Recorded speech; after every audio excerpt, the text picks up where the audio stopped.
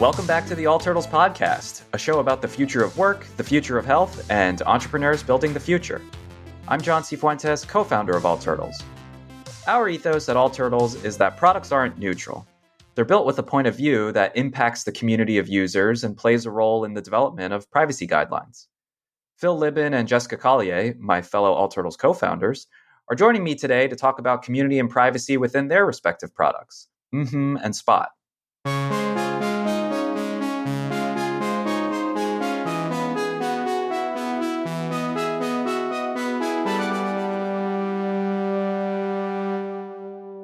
So I'm joined today by Jessica and Phil, and the three of us haven't talked in a little while now. It's nice to talk to you guys. It's good to be here. I miss being on the podcast, so it's like a homecoming. Yeah, this is neat. It's too bad we're not all in the same, tiny studio that we used to be in. Super spreader event, Phil. Yeah. So yeah, where's here for everyone right now? I am in Tahoe, which is where I've been for the last 6 months or so. Oh, okay. I am on the set of the new movie Dune. Aren't we all really in some ways? Exactly. Yeah, I'm in the Mission in San Francisco. Where are you, John? And I'm in San Francisco, holding it down. Yeah. Dragging my air filter around from room to room, just like Jessica, like my bubby, I guess. Yeah, exactly. Carrying your oxygen with you. But we're here today. We're going to talk about community and privacy for both the products that you guys are leading, working on. Jessica, we haven't had an update on Spot in a little while. It'd be great to hear kind of what's going on. And Phil, I mean, it sounds like we're getting ready to announce some news on mmhmm, but that sounds like it's going great. Lots of people are using it, and curious on your perspective on this topic, on how the community is coming together and how some of those expressions of community are playing out. So we've discussed the idea that a product it can't and shouldn't be neutral, at least from a design point of view. So how does that translate for both Spot and mmhmm? Yeah, I mean, I have a very strong, shockingly, I have a very strong opinion on this. I think neutrality is a pretty dangerous and in many ways disingenuous concept because it implies that your actions somehow don't impact the world at all, right? And I think particularly when you're designing a product that actually ends up getting used by people and affects their lives in some way, there are no neutral decisions, right? Every decision you make actually ends up impacting users and their experience of your product. For Spot, those impacts can be really significant. We deal with really any kind of sensitive workplace issue or misconduct. So, general workplace issues, ethical problems, COVID-19 protocol violations, health and safety, job sites issues, policy violations, and then of course, like kind of more extreme psychological safety things like harassment, discrimination, retaliation, and bullying. And, our goal is to humanize sensitive workplace communication, oddly, sometimes by taking out the humans in some cases, and to reduce bias while increasing efficiency across internal workflows. So we've created a trusted way for employees to speak up on the one side and an actionable way for companies to address the issue on the other. And pretending that our product decisions don't affect the outcome for users is not really an option for us. And so I just kind of dismiss the idea of neutrality I don't think it's relevant to most products, and it's certainly not relevant to us. That's interesting because some of the products that have the most users don't really have this intentional point of view and have kind of the large. I'm thinking products like Facebook or Google that have huge communities and no specific point of view and kind of constant privacy and extreme expressions of community that land those companies in some kind of hot water. I mean, I would argue that those are very intentional and that is a point of view, right? It's like they're being forced more and more to make decisions about where they stand on issues like that. And we kind of see where those fall. So I don't think that's neutral at all. Yeah, I think the intentionality of the product designer or the company designer is important because I mean, I agree with what Jessica's saying. Like you really, if your product is going to have users, if it's going to be high impact, then by definition is going to affect the world. If it doesn't, then you probably haven't succeeded in making a product. And so it's just a question of, do you want to get out ahead of how it's going to affect the world, or do you want to just kind of leave that up to somebody other than you? And I think as a product designer, as a company designer, it's your job to think through what kind of a world you want to make and be explicit and intentional with your preferences and design decisions. So is kind of rapidly becoming kind of a high use product by lots of people. What's mmhmm's point of view? Well, we're still super early. We're still in a closed beta, but yeah, we'll be coming out of it soon. And because of the nature of the product, mmhmm is for visual communication, it's for visual performance. It's gonna get used by a whole bunch of different people for a whole bunch of different things. And we very much made the product to try to have an impact on the world.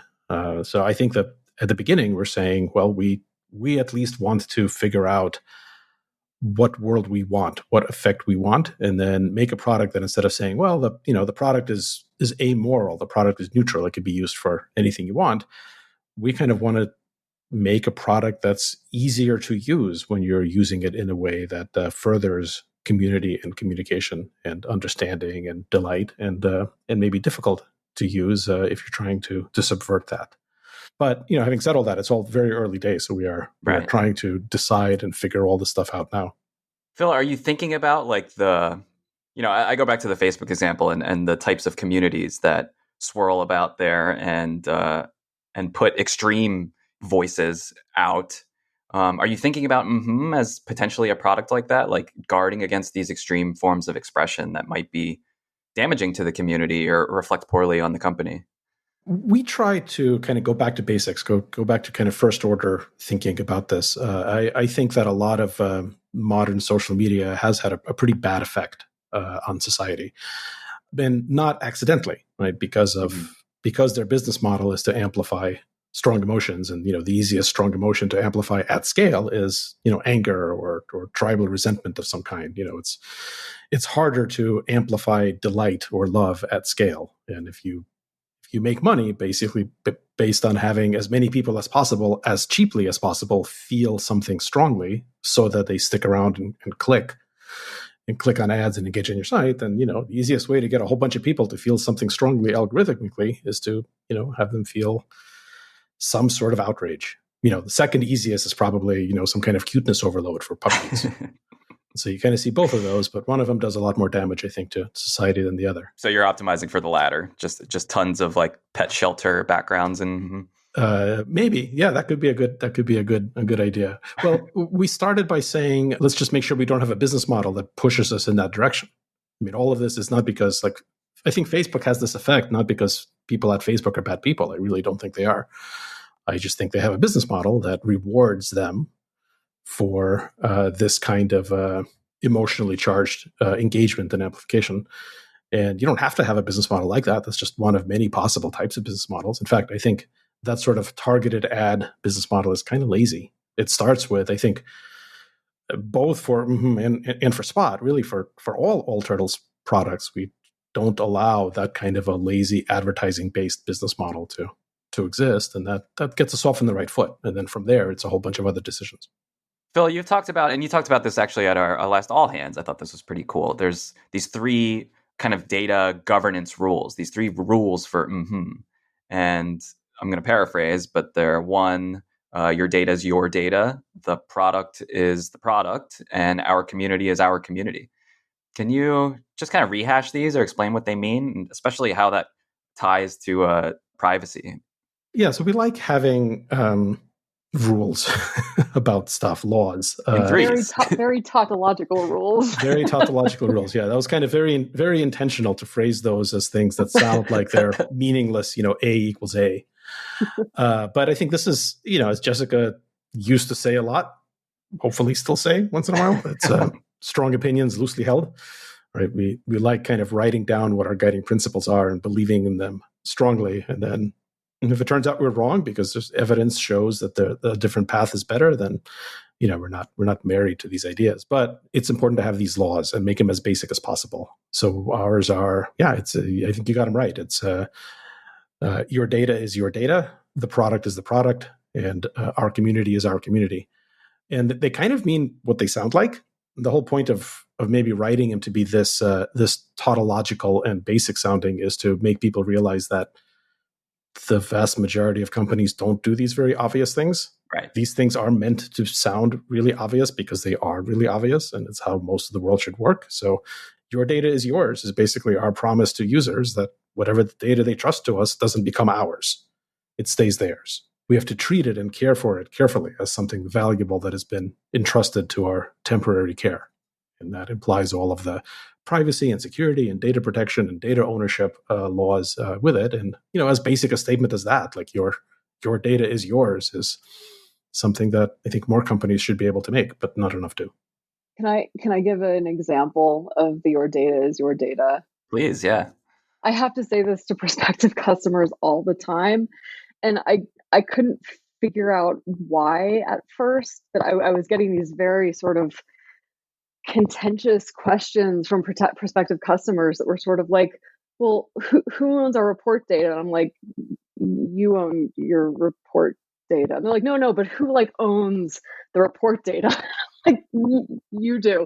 And we would just sort of go in these endless loops until I finally kind of figured out from, having prospective customers sort of vent to me a little bit that unlike some of our competition, we don't monetize based on data that we collect. So, we don't charge companies per report that they receive. There's no cap on the number of spot reports a company can receive before they have to pay more.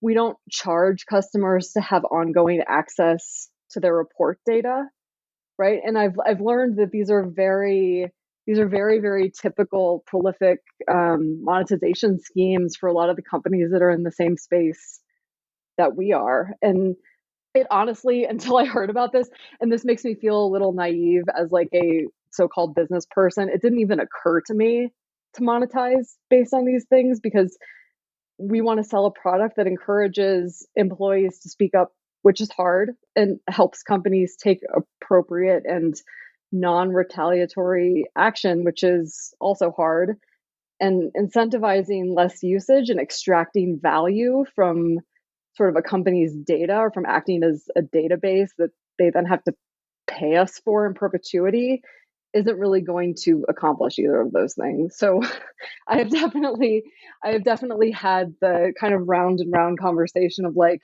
no, your report data is your data. I promise. It is such an obvious thing that customers are very much conditioned to not expect. So it's kind of sad that the world is like this, and that we as technologists kind of made that. People just assume that, oh, well, yeah, you must be getting my data and doing nefarious things with it. That's interesting. I wonder where that impulse, in our daily consumer lives, we agree to have our data marked up or marked down and hawked to all sorts of services that we're unaware of. That it's normal to say I agree to an app on your phone or a service on the web, and you just make that assumption. That's all right, my data is being collected and used for something. But in a sensitive business product, and Jessica on your end and Phil on your end, cameras in someone's face, that's sensitive content. It's interesting that the table stakes is, or at least on the customer side, is an expectation that we're going to use this data for some nefarious intent. Yeah, it didn't even occur to me that we should probably have front and center on our website that we don't charge you for access to your report data. It's my next question is, how do you adequately inform, prospective customers or prospective users of all the ways that data is certainly being collected and just how it's being stored and used? Well, let's kind of back up just one step. I think all of this comes down to something that I think we've talked about on this podcast before, but it really informs how I've been thinking about this for about a decade, is the concept of beneficence. Right? We are trying to make beneficent companies, beneficent products. This is a word that I learned from Tim Berners-Lee, and he was basically using it. His definition was beneficent. A beneficent product is one where all of the decisions are explicitly made based on what's in the best interest of the user. Which sounds like a really basic definition, and it is really basic, but it's pretty profound. The idea is everything we try to do, and of course, none of this is perfect, and you have to allow yourself to make mistakes and errors, but the idea is whenever you're deciding something, you ask, if a well-informed user was aware of this thing that we were doing, would they want it? And if the answer is no, you don't do it. Like a canonical example of that like I've refused to do in previous companies in my life, and gotten into some trouble with investors and things like that for it, is a trivial example is free trials with a credit card. Right, lots of things will say like, oh yeah, you get like, Apple does this, right? Right. Oh, you get a free trial. Put in your credit card. Well, I guess Apple doesn't do the credit card thing. It's just like part of like iTunes. But there's plenty of things that just put in your credit card and we'll give you a free trial. And you just have to cancel within the first whatever month or 3 months, and then it doesn't work. And of course, the only reason they do that is because they expect a large number of people to forget to cancel. Right. Right. Of course, right? Like no one is confused by this. And that is a very, very common example of a non-beneficent, a maleficent design decision, which is just like kind of okay. But why is it okay? Why do we live in a place where that's kind of okay? Like, why have we allowed society to just be like, yeah, it's sort of a mild ripoff, but everyone knows that you're just sort of counting on people to like be too lazy. And so it's like, yeah, you're kind of victimizing those people, but maybe they've got to come in. I don't know, like everyone knows it. So They're okay. not taking enough personal responsibility. Sure. But like, it's not okay. It's not Right. okay to rip people off, even in a small way.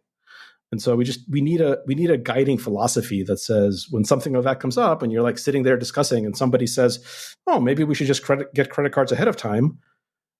You be like, no, because that's not the beneficent decision.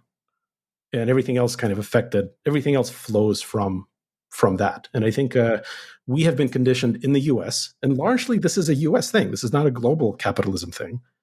We have been conditioned in the US that companies will screw us. Companies will take advantage of us, that these kinds of scams are okay. They're somehow morally acceptable here, where they're not, for example, or much less so in like Japan. Just as capitalist a society, but there's like, it would be weird for a Japanese company to like do something that was so brazenly about ripping off people who were too careless to do something. It would be seen as like boorish and impolite. Like, why would you take advantage of someone who forgot to cancel their subscription? It's just like, you just wouldn't want to do this. But in the US, it's like, yeah, it's okay. So we have conditioned consumers, both individuals and enterprise software buyers. We've just conditioned people to kind of expect to get ripped off, and it happens so much that to the point where it's like almost okay. And I think the first step is to be like, well, no, it's not okay. We're not going to do that. Yeah, it's definitely a dark UX pattern. I think there's another prong to this too, which is it's not easier. It's certainly not easier, but it's definitely more straightforward to make these decisions for consumer products. I think when you get into the enterprise space, you're suddenly making decisions for two very distinct buckets of users, right? You're making decisions for the company, who most of the time are the people who pay you. And then you're making decisions for the employees who actually use the product that the company purchases. Right. There ends up necessarily being this tension when you ask yourself, like, what is it that a user would want from this product? What would they expect in like the best possible version of this world? In many cases, those things are different for employees versus for the company. I mean, I know with Spot, we've really struggled with this. We've had to conduct a lot of testing and do a lot of design iteration to figure out how to, really garner employee trust and how to deserve employee trust, Right. while still creating workflows that are actionable and not overly constrained on the company side.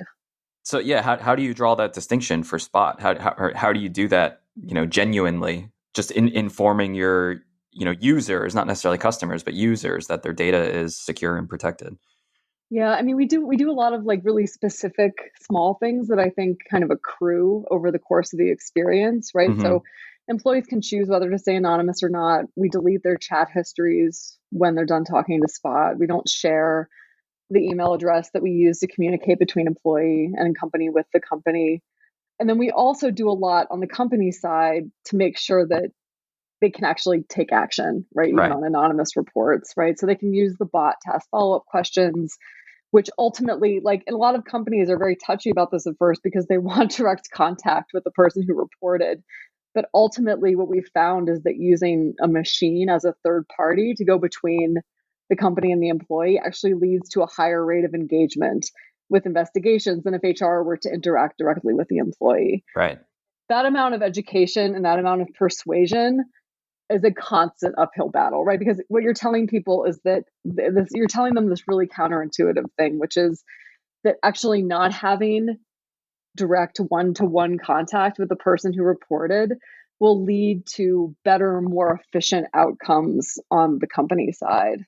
And I think that's just not intuitive, and therefore it's difficult to buy into. If you increase employee trust to the point where people are willing to engage, you will have better outcomes on the company side.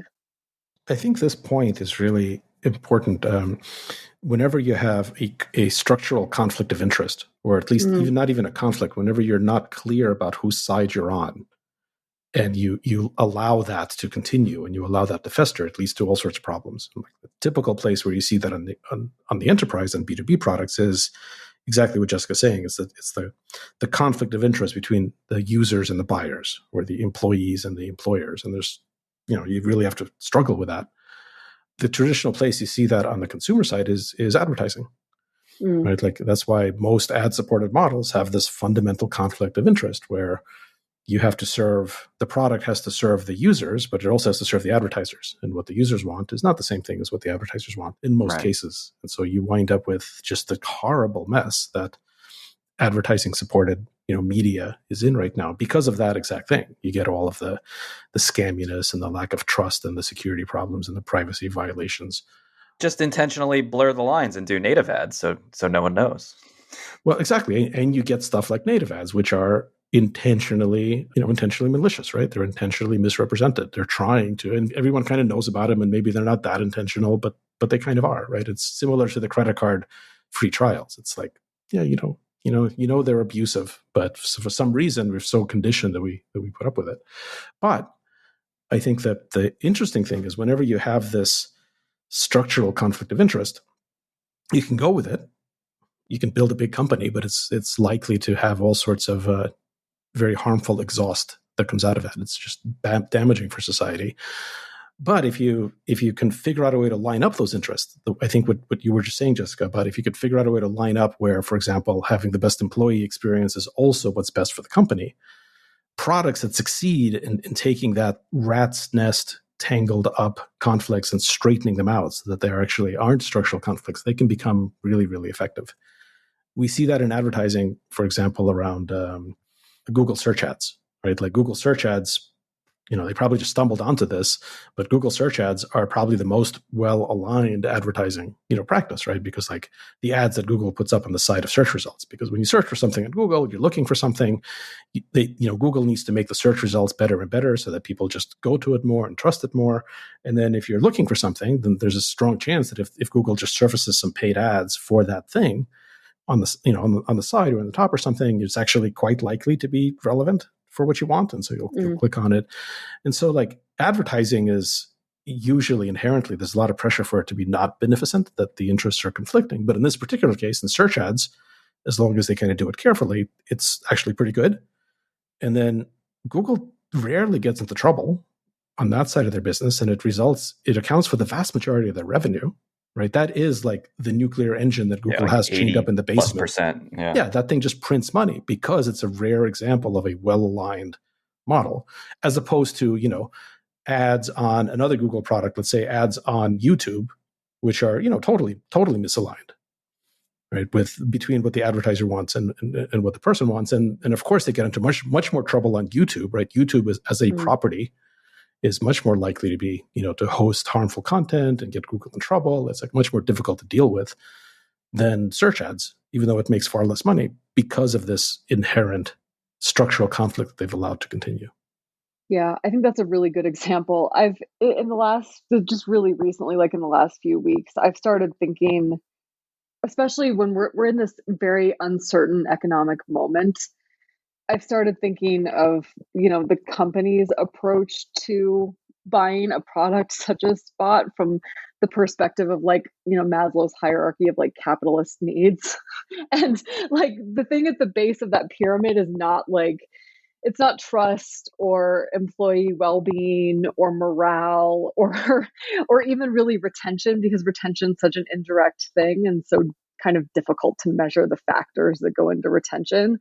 But it's like what's at the base of that pyramid is like efficiency and productivity and headcount. And like, do you have people working on the things that they should be working on to keep your business afloat?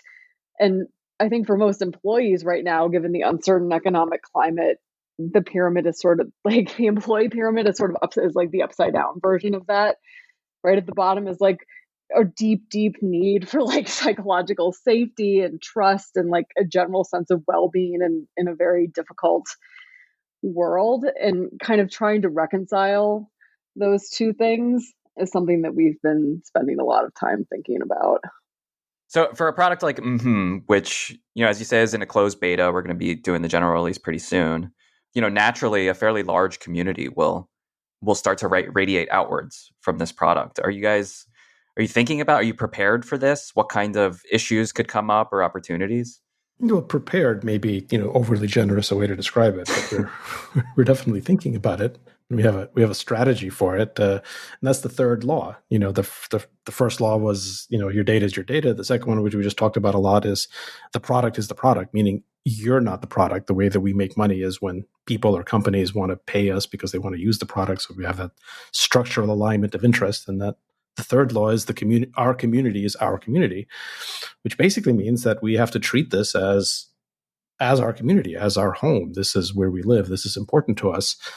And we need to spend 100 times more resources in promoting, spotlighting, inviting the kinds of people and the kind of stuff that we want. We have to be very, very, very proactive in that. Instagram, as an example, spent a lot of time in the beginning of Instagram really highlighting and spotlighting and promoting really beautiful, photographs. And so they kind of became known as the place where you put really high quality stuff. Whereas like, Flickr and other photo sites just sort of became a trash heap because of that. And Kevin Systrom, one of the co-founders of it and one of our investors in mmhmm, says, what you spotlight is what you get. Meaning like, we have to spend time very actively encouraging and spending time and resources and money promoting the kinds of discussion, the kinds of content, the kinds of community that we want. Facebook, for example, didn't do that for a very long time, right? Facebook, the parent company, Facebook, didn't really spend a lot of time saying, this is what we want to appear on Facebook. This is what we think the world should look like. And so now they have to spend billions of dollars a year getting rid of the stuff they don't want because there's still not really a strong position about what they do want. So for mmhmm, we're just trying to be proactive about that. We're saying our community is our community. We choose who we want to invite and what kind of discussion we want to enable. And we're going to spend a lot of time and money doing that. And hopefully 100 times more money on spotlighting and creating and sponsoring the things we want than the amount of money we have to spend getting rid of the stuff that we don't want. But we have to do both. We have to do both encouraging the positive and getting rid of the negative. And I think most companies don't spend nearly enough time encouraging the positive, and therefore what they get is mostly negative, and then they have to spend a lot more money trying to get rid of that. Really cool. And Jessica, how are you guys thinking about community in a much different context, these sort of closed form? Yeah, I think Spot is in some ways the anti-community product because, the whole point of it is that it's like a confidential, trusted, anonymous way to speak up about sensitive issues. So you don't necessarily want to be talking to other people who have used Spot, because I think one of the things that makes people feel safe about it is that people don't have to know. Like, that is up to you. And I have to say that this definitely makes, kind of product proliferation harder, right? Because we don't have like a intense positive group of people out in the world talking about how much Spot has helped them, because if Spot has helped you, then there were some pretty shady things going on to begin with. Right. We can't limit ourselves to the companies whose culture we want to be part of because there's not enough of them, and and there's not enough sustained attention paid to the kinds of problems that Spot started out addressing, right? Like, companies' attention spans for those issues are intense but short. They kind of come and go, they flare up and then they disappear, and then at some point they might flare up again. We can't limit ourselves to companies who already have a good culture in place. I was thinking about this morning actually, because it's definitely a case of like, I think we started out approaching this from the perspective where like the rich get richer, right? If you already have a good culture and you're willing to use a product like Spot, then we're definitely excited to work with you. But that just means that you kind of are doing more things to shore up an already robust culture. And those aren't the companies that need us. Right. Like, we're glad to have them and we love working with them. You know, there's a whole bunch of them who are on our customer list who I really admire, but the companies that actually need us are the companies that are sort of a disaster. But I do think that, like, you know, the point you made, Phil, like, you get what you put out. Yeah, you get what you spotlight. What you spotlight is what you get. Yeah, which is not. Yeah, right. Wow, I had it like backwards and wrong. Yeah, what you spotlight is what you get. I think is exactly right. For a product like Spot, people have a hard time imagining what is possible, right? Especially since Spot is now so customizable and modular that in a lot of ways it can be almost anything. And so we do have kind of a renewed responsibility to actually spotlight things that are going to help companies and at least spark people's imaginations about what's possible, more so than we did before, for sure. Well, thanks, guys. It's nice to talk to you again. It's been a while. We should do this again sometime. Miss you both. I missed you guys too. But if this interview is over, we can all start turning our various air purifiers back on. We don't have to worry about the audio. I've been muting to cough like every 5 minutes, so I'm excited to pump up the air purifier volume. Bye. This podcast is a production of the All Turtles Worldwide Media Empire. We recorded this episode at a variety of world-class at-home California studios. If you have any questions, comments, or suggestions for future episodes, send us an email to hello@all-turtles.com. Marie reads every message. Thanks to everyone who made this episode possible, including Jim Metzendorf for editing, Marie McCoy-Thompson for producing, Chris Plug for his audio expertise, Micah Rivera for our artwork, and Matt Ammerman for our theme music. On behalf of Jessica Collier, Phil Libin, yours truly, Jon Cifuentes, and the rest of the All Turtles team, thanks for listening.